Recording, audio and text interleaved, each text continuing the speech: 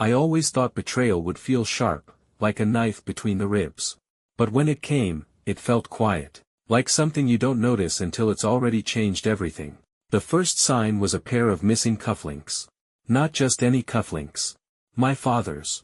Gold, engraved, passed down to me after he died last year. I'd worn them once, for the funeral, and kept them locked in my desk drawer since.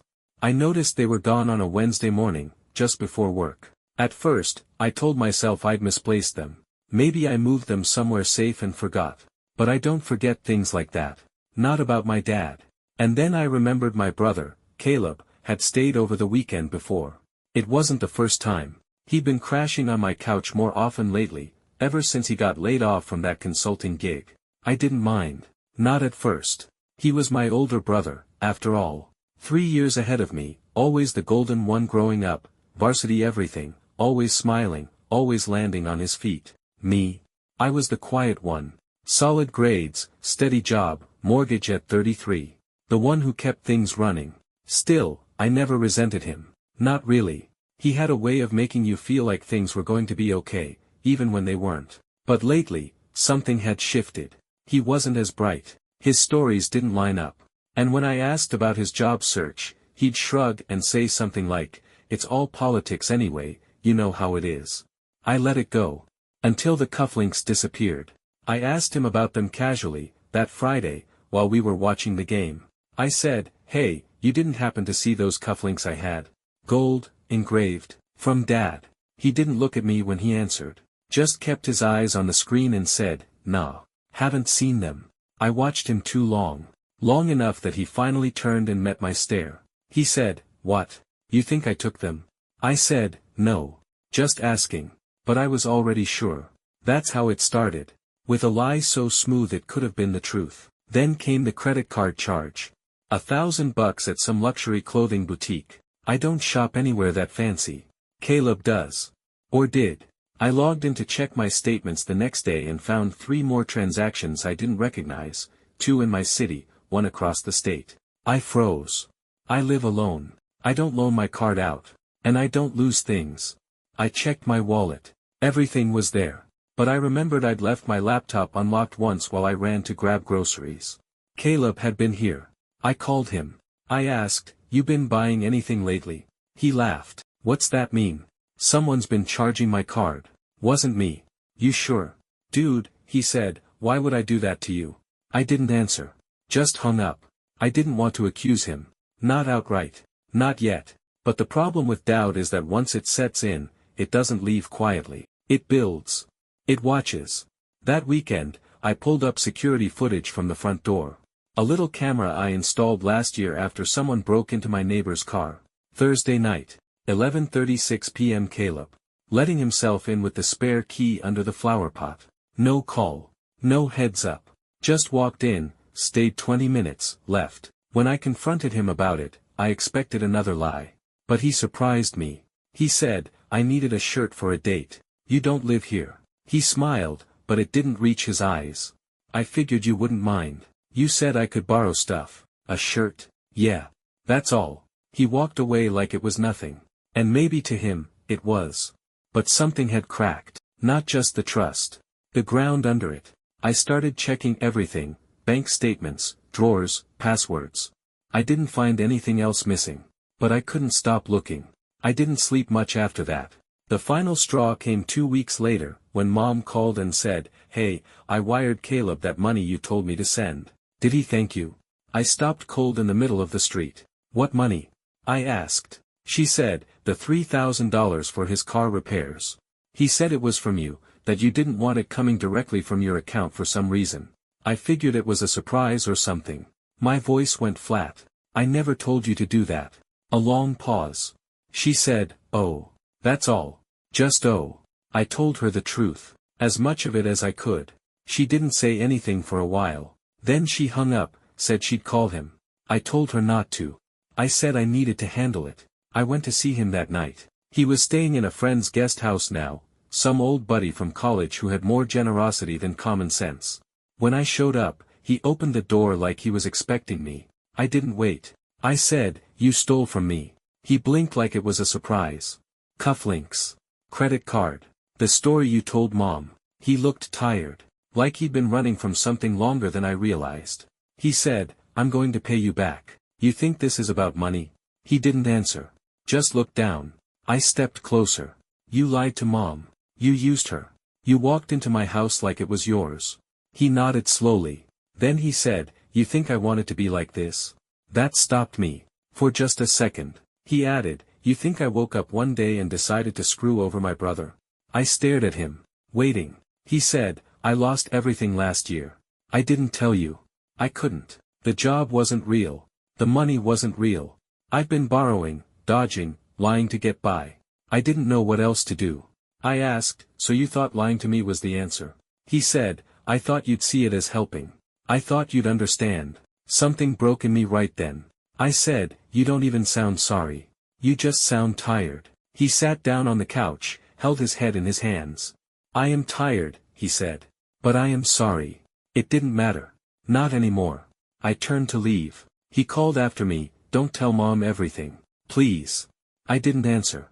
But I knew I would. And still, deep down, beneath the anger, I couldn't shake this one thought. What else haven't you told me? I didn't tell Mom everything. Not yet.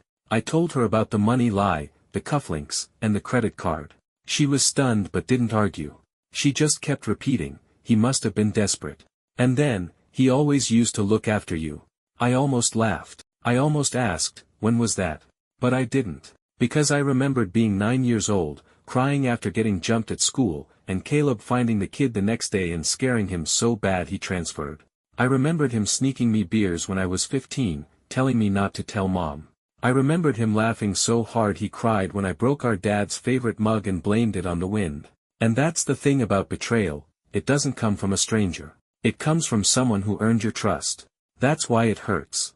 2 days after our confrontation, I started getting calls from numbers I didn't recognize. Voicemails. A few texts. All of them asking for Caleb. Hey, man, it's Kev. Just checking if Caleb's got my money yet. Tell your brother he's not as slick as he thinks. One just said, he owes interest. Clock's ticking. I stopped sleeping entirely. I called Caleb. Straight to voicemail. I texted. Nothing. By the 5th message, I wasn't just worried about what he'd done to me, I was scared of who he'd done it to. I drove to the guest house that night. Lights off. Curtains drawn. A padlock on the front door. His buddy, Tom, came out from the main house, barefoot in pajama pants, holding a coffee. I said, where is he? Tom sighed like he'd been waiting for this. Gone. Took off yesterday morning. Left a note. No forwarding address. Nothing. I asked, did he say anything about who he owed? Tom nodded, looked around like someone might be listening. Couple guys came by 2 nights ago. One had a tattoo of a crow across his neck. They weren't here for dinner.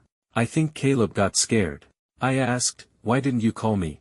He shrugged. Didn't think it was my business. He always lands on his feet, right? I didn't answer. Back in my car, I checked my email, nothing from him. I checked social media, his profiles were all gone. Deleted or deactivated. Just like that. Gone. I should have let it go. I should have changed my locks, cut off his access to my accounts, and moved on. But I didn't. Because I couldn't stop wondering what had happened. What else I didn't know. That's when I remembered the storage unit. We'd rented it together after Dad died, when we were cleaning out the house. Mostly furniture, boxes of papers, old books. Caleb had taken the key, said he'd keep it safe. Said he'd handle it. I never saw the inside of it after that. I called the storage facility and pretended to be Caleb. Said I'd lost the key and needed access. After some back and forth, they agreed to cut the lock for me if I brought ID. I drove there on a Saturday, just after noon. It was drizzling, the kind of rain that doesn't soak you but clings to everything. The unit was in the back row. I recognized the number, 114. The guy cut the lock in under a minute. When the door rolled up, I stared. Empty. Completely empty. No couch. No boxes. No framed photo of our dad on the fishing boat from '98. Nothing. Except a single duffel bag in the corner. I opened it. Inside were documents. Lots of them. Scanned IDs. Bank statements. A burner phone. Fake names. A thick envelope of cash, rubber banded. And at the very bottom, a small black notebook with a leather cover. I flipped it open. Every page was filled. Names, phone numbers, dates, amounts. Caleb's handwriting. It wasn't a journal. It was a ledger. And I wasn't the only one he'd taken money from. There were notes beside each name. Kev, $2,000, paid partial, lied about timing. Liz, $500, can't trust her, keep distance. Mom, $3K, used brother's name. And mine, Ben, $1K credit, cufflinks, sell later, keep soft. Do not push too hard. I felt sick. It wasn't just the money. It was the strategy. He'd written about me like I was a mark. Not his brother. Not someone who shared bunk beds and birthday parties and grief. A mark. The last page of the notebook had something scribbled that caught my eye. Florida, new ID with Jace, burn old, 4 out of 10 flight. That was in 2 days. I stood there for a long time, holding that notebook, trying to decide what kind of man I was going to be next. When I got back to my place, I locked everything down, changed every password, cancelled every card. I sat at my kitchen table with the notebook in front of me, turning the pages until the words blurred. Then I picked up my phone. I called someone I hadn't spoken to in nearly a year. Her name was Claire. She answered after 2 rings. Voice quiet, tense. She said, Ben. I said, I need to ask you something. About Caleb. She went silent. Then, you found out, didn't you? My stomach twisted. Found out what? She said, he told me he'd come clean. That he'd tell you. I said, tell me what, Claire? A long pause. Then, he said you could never know.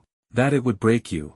I stood in my kitchen, gripping the phone so tight it felt like my hand might split open. Claire's voice was still in my ear, but everything else had gone quiet. Like the house had swallowed itself whole. I said, you need to tell me what he did. She took a breath, and I could hear her deciding whether to lie. Then she said, he borrowed money from me. 2 years ago. He said it was for you. I blinked. What? He told me you were in trouble. That you'd gotten involved in something. He said you didn't want anyone to know, but you were drowning. He made it sound life or death. I sat down slowly. My legs wouldn't hold me up anymore. How much? 5,000, she said. I wired it the same day. I couldn't believe it. Claire and I dated for 3 years. We broke up last spring. Amicably, mostly. She said I was emotionally closed off, that I didn't let her in. I thought she just got tired of trying. But now I wondered if she'd seen something I hadn't. Something I refused to see. I asked, why didn't you tell me? She hesitated. He said you were ashamed. That if I told you, you'd shut down. That you might even disappear. I closed my eyes. My own brother had weaponized my silence. He also said you didn't know I'd given it to him, she added. I said, he was right. I heard her swallow. I wanted to throw my phone across the room. I wanted to scream, to punch something, to feel anything but this numb, suffocating betrayal. Instead, I asked, did he ever pay you back? No, she said. And after we broke up, he ghosted me completely. Did he ever ask about me? After? She was quiet a long time. Then she said, no, Ben. He didn't. That was when something shifted in me. Like a cord inside snapped. I'd spent weeks thinking this was about money. About lies. But it was deeper than that. Rot in the foundation.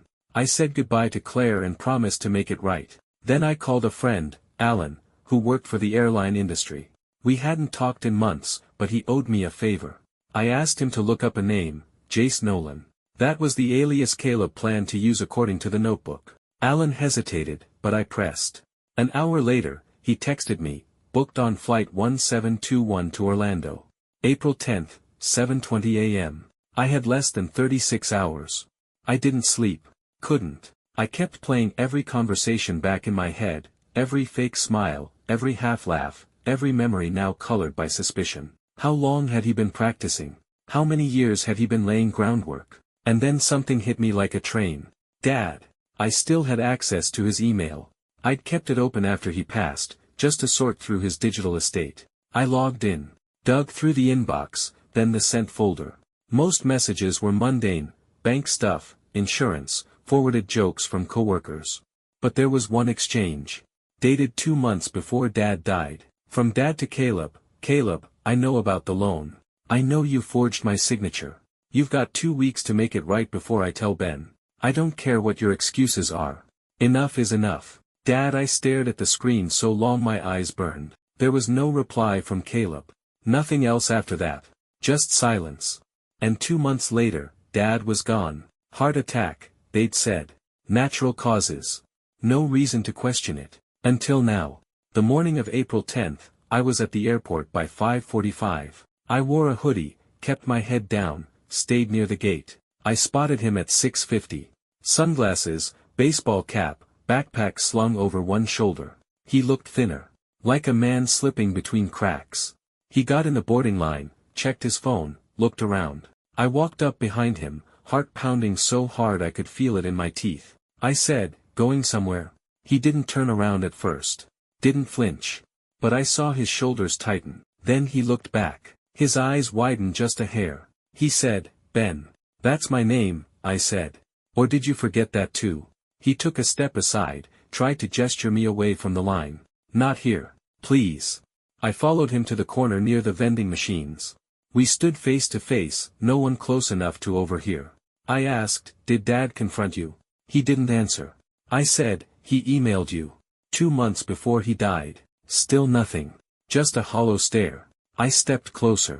"Did you do something to him?" Finally, his mouth moved. He said, "No. I swear." "You sure?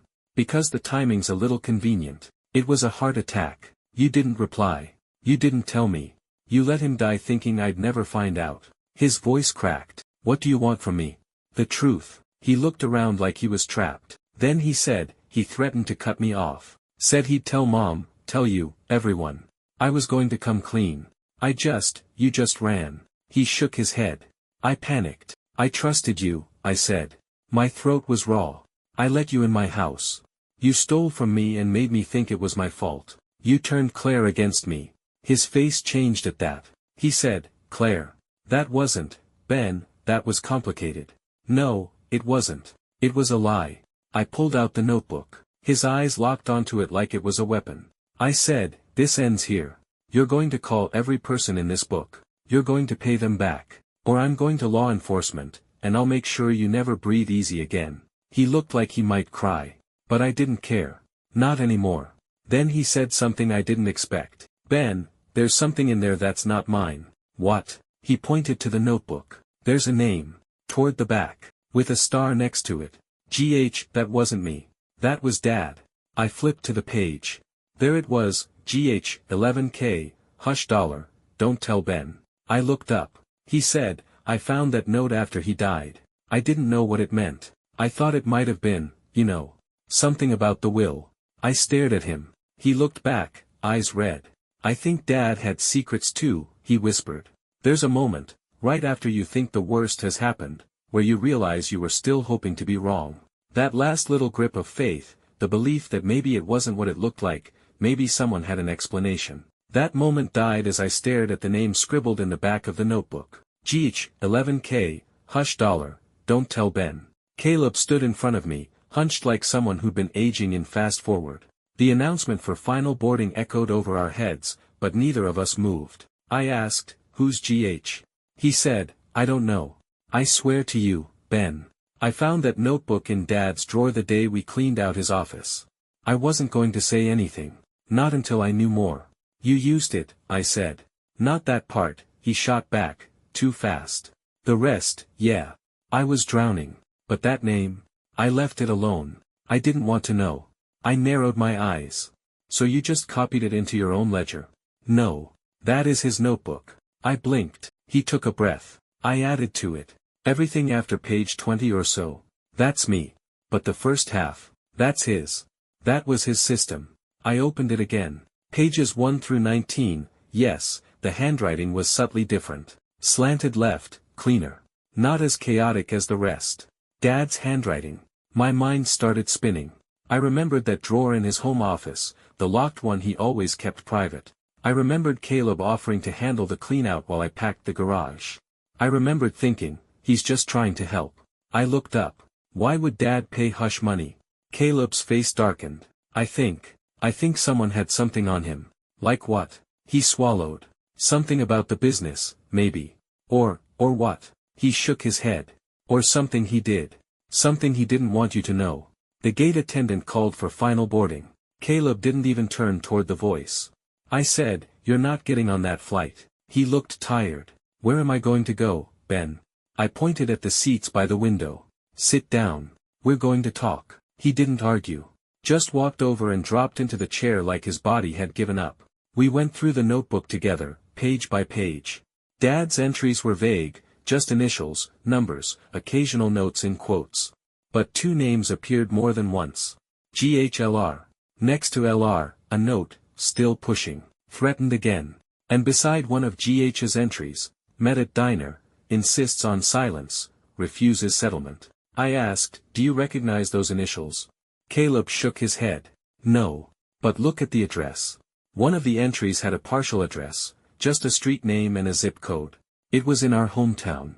Same neighborhood as where we grew up. I pulled out my phone, searched the name of the street. There were only 4 houses on it. I looked up the property records. G.H. Gordon Hale. I froze. "Wait," I said. "That name. I know that name." Caleb sat forward. "How?" I racked my memory. Then it hit me like a truck. Dad fired him. What? He was a partner at the firm. Dad let him go after some kind of disagreement. This was, maybe 5 years ago. There was gossip about it, but Dad said it was personnel stuff. Told me to let it go. Caleb leaned back, eyes wide. "You think this guy blackmailed him?" "Maybe." I dug deeper. Hale had no social presence. Nothing recent online. But there was a news clip, dated a year ago. Local attorney Gordon Hale found dead in his home. No signs of foul play. I showed it to Caleb. He whispered, "That's the same zip." We both sat there, silent. So what did we have? A dead man who possibly blackmailed our father. A hush payment. Dad's sudden heart attack. A notebook passed to a son who used it for his own scams. And a name, LR. I kept digging. And then I found something. An old email, tucked deep in Dad's account. Sent to himself as a draft, never sent to anyone else. It said, "LR wants to meet. Says Ben has a right to know." I said no. "Not yet. Not now." Caleb leaned over my shoulder, reading. He said, "He was protecting you." I looked at him. "From what?" He didn't answer. I called a favor from another friend, this one worked in legal records. I gave him the initials and the street. I waited. When he called me back, his voice was cautious. "There was a sealed settlement," he said. "Between your father and a woman named Linda Reeves.